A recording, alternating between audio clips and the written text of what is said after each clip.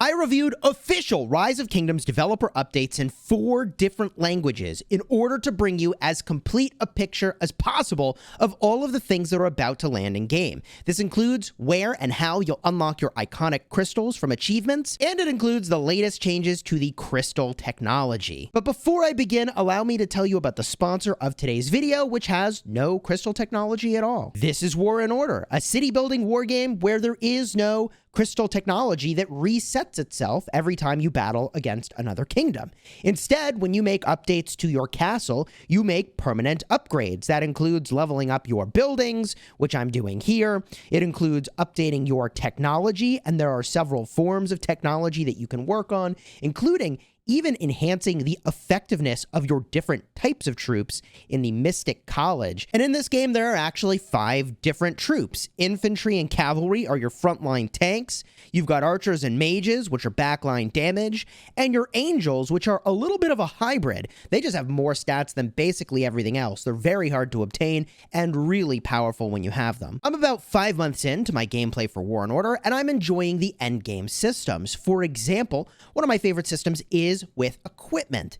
Not only do you get to customize the sort of stats that you want on your equipment, and you can choose the things that benefit the troop types you care about, like I'm a mage player and I'm an infantry player, so I try to pump up the stats of those units.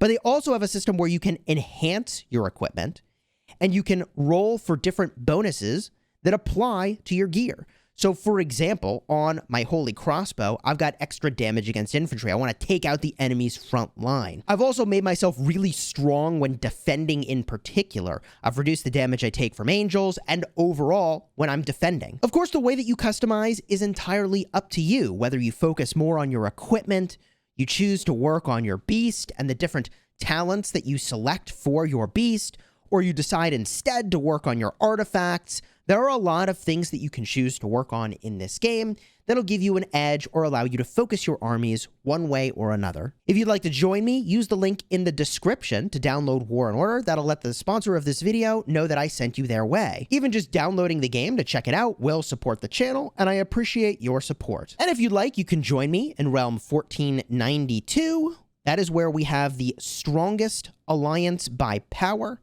and that is Smash Squad Devious, and also our family alliance, Smash Squad Legends, number 3 by power. We're having a lot of fun here. I went through literally 4 different languages to bring you this information today. It was actually a lot of work, so if you could do me a huge favor, throw a like on the video and consider subscribing to the channel if you find this sort of information helpful about the things that are in the upcoming patches. Let's start with what was in English, which includes the new city theme from the upcoming event. This will require a premium and a non-premium currency to unlock, and this is very skippable. The Chaser of Waves is 5% infantry attack at the cost of 5% archer attack. I guess if you didn't have an infantry theme, you could go for it, but I always prefer health to attack. And this city theme, although you're only losing archer attack, you're only gaining infantry attack. It's not that big of a deal. From here, we've got the Sea Battles Total Rewards, which is only 2 legendary commander sculptures, but you can see one of the 2 currencies that's going to be used. In fact, both currencies are on screen for unlocking different prizes, which you will get to choose from. From here, you can see that this is an event style we've seen before. Hoist your main sail. You turn in something that is farmable for a base currency, and you can spend gems to get the premium currency. So it looks like that anchor is on the left. It's the premium currency, and the seashell is the more common currency that you can farm up. Here's just a quick picture I took of the shop, basically showing that it's got the same sorts of things that we're used to from this event format, which includes an upwards of 30 legendary commander sculptures. But here is where they started talking about some more interesting stuff. And interestingly, it was in other languages that I found some of the more interesting stuff for crystal technology. The first of these things is the technology that improves how many crystals you get per hour from the Trial of KvK. That's right, your progress in the Trial of KvK now dictates an hourly crystal gain rate. And this technology enhances the rate of that crystal gain. There were 2 technologies. One goes up to, I believe, 35%, and the other goes up to 65%, and I'll show you the screenshots of that later on as proof. You can see exactly where this is located very early in the tech tree in the Season of Conquest KvKs, before the very first attack formation. In fact, right after Skillful Operation 1, and also Barbarian Forts 1, so the Barbarian tech, the very beginning of that. From there, Surprise Strike is the new technology that increases damage done to rallied armies and also to garrisons, which means swarm meta incoming. And this is insane, but I will show you later on that Surprise Strike does a grand total of 10% extra damage. That is absolutely bonkers. It is the very last thing in the tech tree, and it is extremely powerful. I felt like swarming was already meta because it's so strong, and if you know what you're doing, you get a good result.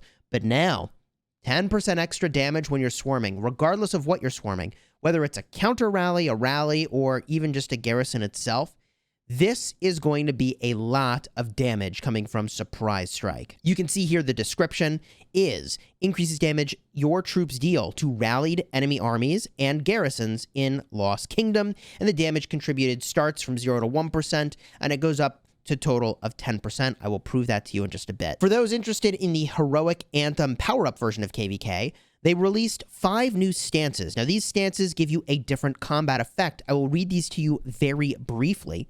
This takes place when you are on the map, not in a rallied army. On the map does not mean in a garrison, okay? At least melee tactics does anyways. So this is when you're on the map, not in a rallied army. Combat tactics effect increases the troops' attack by 5% and their defense by 10%, and deals 5% more damage to troops using guerrilla tactics. That is one of the other stances here. Each time a troop loses 5% of their units, their defense increases by 2.5%, stacking up to 10 times. So this makes it so that as you get weaker, you get a lot more tanky. The next combat tactic is range tactics. This takes effect when the troop is comprised entirely of siege units. So again, this is for the power-up version of KvK where there are siege towers, and that's a new mechanic. But combat tactics effect increases the troops' attack by 8%, and deals 5% more damage to troops using the melee tactics. Okay, I think that's the one we just reviewed. While in Arrow Tower mode, ranged attack damage is increased by 22%, while all damage taken is increased by 20%. Wait a minute. You deal more damage and you take more damage. I don't know about this one. It takes like 2 minutes to get out of tower form, so you got to really think you're going to be able to do a lot of damage for a long time for that to be worth.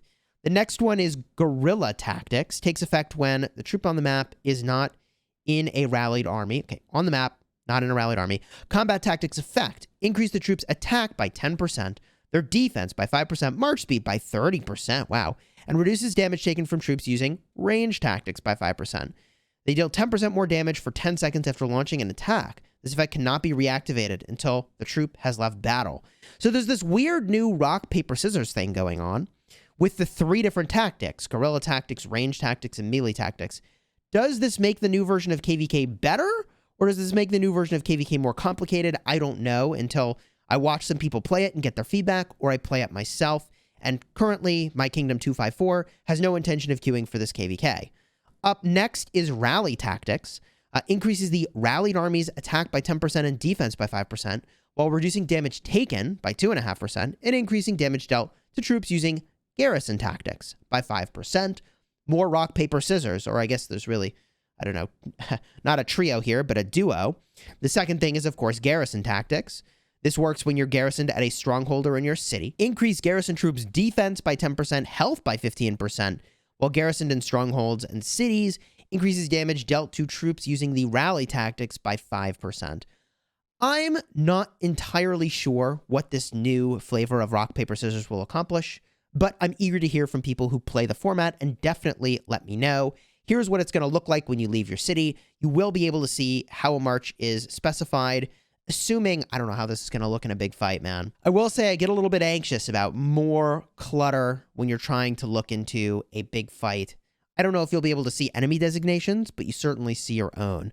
From there, there's also a new change for aggressive rallies. When your rally target is an enemy alliance fortress, flag pass, or holy site, not a city, by the way, weird enough, not a city, your rally will be designated as an aggressive rally, and its blockade mode will default to aggressive. The rally initiator must select an alliance, flag, or territory building adjacent to the rally target as the location to build their war camp.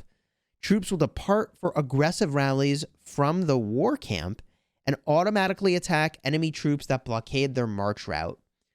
I don't know, man. I think this might start to address how you could just blockade a rally and swarm it out, which was really weird.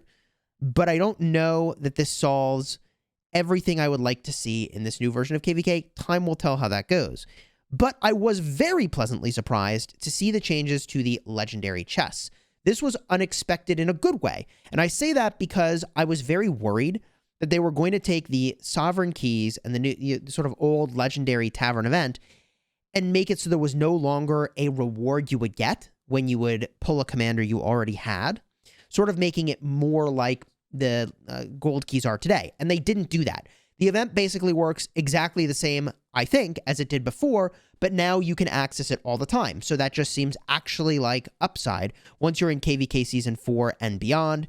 They've got the rules up here on the screen, but from what I could tell, it was basically the same as the rules were before, except every 10 times you open a chest, you're guaranteed one legendary. Nice. And I believe it was every 200 or so chests. Yeah, you can see it over here. You get to pick the legendary, and I'll have some screenshots of that in just a bit. Here's a picture of the shop showing that it looks like that's the same as it was before. Oh, and in case you were wondering where the new legendary tavern is going to live, it's in the tavern, but in a separate section, it looks like. I think that gold crowned king is where you've got the legendary tavern. Also, from what I could tell, the commanders were the same in the legendary tavern. Keep me honest, maybe they added somebody, but it looked like they were about the same.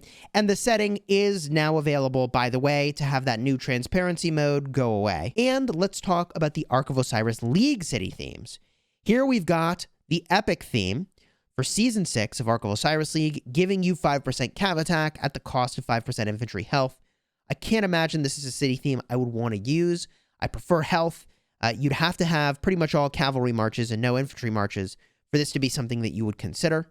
From there, the legendary theme gives 3% training speed, 3% troop health, that is all troop types, at the cost of cavalry defense. I don't know that I would recommend this necessarily for the open field. If you didn't use a lot of cavalry and you used only other troop types, maybe, but I think you're really in on this one for the training speed. That's the thing you win for Ark of Osiris League. I believe this was last season for the top 4 teams in each realm. So pushing top 4 is still giving you a training theme, which is a big win. To do my next detective work, I had to actually look at the Spanish version of the update. And this is where I noticed, right up in the center in yellow, the hourly crystal rate. Now, they defeated Easy Kahar level 24, and they're gaining 2,250 crystals per hour. That is not a lot of crystals. But we don't know what their tech looks like, enhancing the crystal rate, and we don't know how much this ramps up for the other difficulties of the Karak ceremony. Did I say Karak ceremony? I mean Karak. And for Karak, you can now only have 10 attempts. You can see that in the top center. So you can have 10 armies attack in Karak. So you used to be able to go back to your city and send back out, and they have removed that. I don't know really why they pushed for that change. I get that it's a little cheesy to Zerg down the boss, but the people that needed to beat the boss the most to get the crystals were the people that needed to cheese it. So I am not really feeling so great about this change, honestly. But here it is. This is how it works. You get 10 attempts, at least at this difficulty, for what they showed us in the update. Maybe other difficulties you get more, but I'm not sure. The next group of things I found was from the Russian site, where I found that there is a 5% total for the amount of extra crystals you get from Barbs, but this is just for the level 1 of this ability. There is a, I think, level 2 version of this. And then here is where I was saying that it was 35% and then 65% for the enhancements for the Karak rate of crystal gain. That's the hourly rate of crystal gain. So you can get a grand total of 100%. And I showed over here, they've only done level 3. They have none of that unlocked yet. So 0 hourly crystal gain. But then they flashed on the screen the level rewards. And at level 10, there was this weird orange crystal up icon. And I thought, okay, what does that do? Here's the translation. It says accelerated growth of crystals increases the number of crystals per hour in the event test of Karak, trial of Karak. So unfortunately, I don't know how much this is going to upgrade your crystals per hour, but it could be that at these different tiered levels is when you bump up your hourly crystal rate, depending on how far you actually get. So you get crystals just for battling, and then also you get the crystal rate increase at certain levels. This was level 10. Last but not least, the swarm tech. I told you it was 10%. Here it is in Russian translated. And here's the grand total of the 10%, man. 10% damage is going to be insane. I talked about the implications of this in another video. The thing you're probably wondering, Chisgule, is talk to me about the iconic crystals. It was honestly a bit of a pain, but I translated literally every achievement that they flashed on the screen in the Russian version of this update. This was kind of a pain, so if you enjoy this sort of stuff, throw a like on here, consider subscribing. Here's what I found out by taking pictures of literally every single 4 achievements they had on the screen, and they flashed through a bunch of them, but not all of them. So this is going to be every achievement in a new achievement section, the champion achievements. I don't know what they actually call it. That's how it translates. Let's get started, okay? First up, strong support. Collect your choice of rewards from the legendary Tavern. I think you need to get this, like the choice reward, so open 200 and then pick a reward.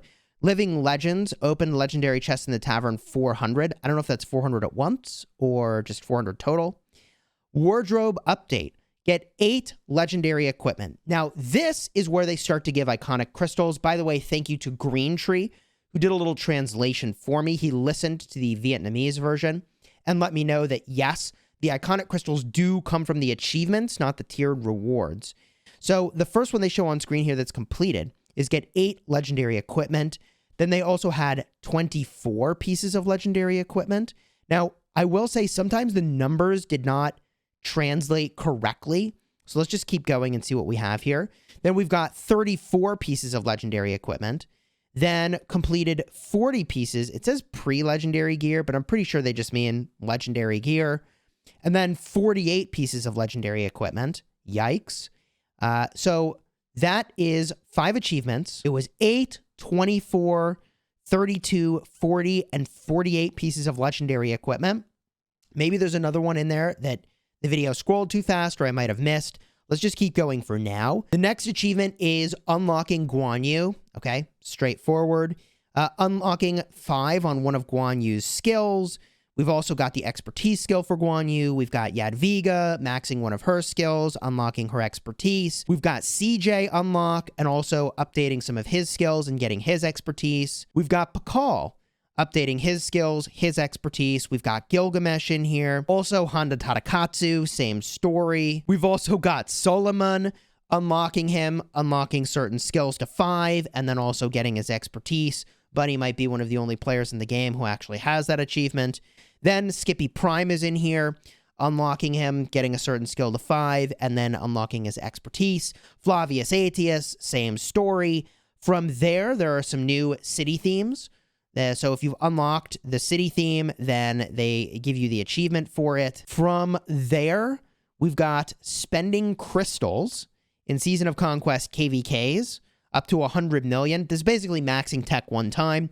And they also have another achievement for legendary equipment here. Get 56 pieces of legendary equipment. Now, the reason I think this is not actually pre-legendary gear, and it's just a difficulty with Google Translate reading it, is that when you think about the number of marches they want you to ultimately get to, which is 7 for like a maxed out endgame player, and you think about 7 times 8 pieces of equipment, that's 6 pieces of armor, right? And the 2 accessories, you're looking at 56 pieces of equipment. So that actually kind of makes sense for the total number of equipment pieces they're requiring you to get for iconic crystals. And from there, we get into the, unfortunately, crit legendary equipment. So forge 6 talented legendary equipment, then 12, then 18, 24, and then I think this is 30.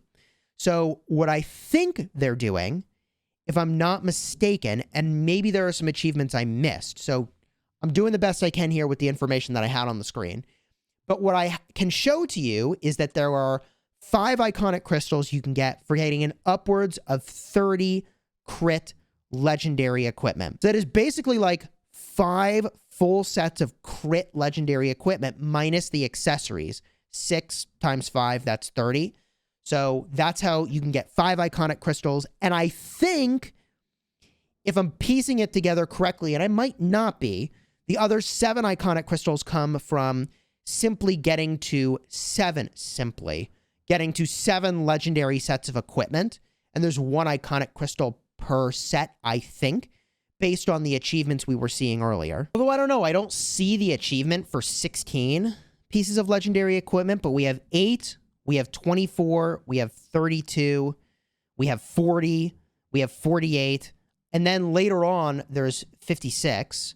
So it's moving up by increments of 8, which is the number of pieces of armor there are in a set. So all that to say, for the 12 iconics, I think you get them from having lots of legendary equipment and then having lots of crit legendary equipment. And if you're wondering how far am I with an account like mine, I can scroll through. I forget what my exact count was, but I think I'm in the realm of like 50 legendaries and 24 crit legendaries overall.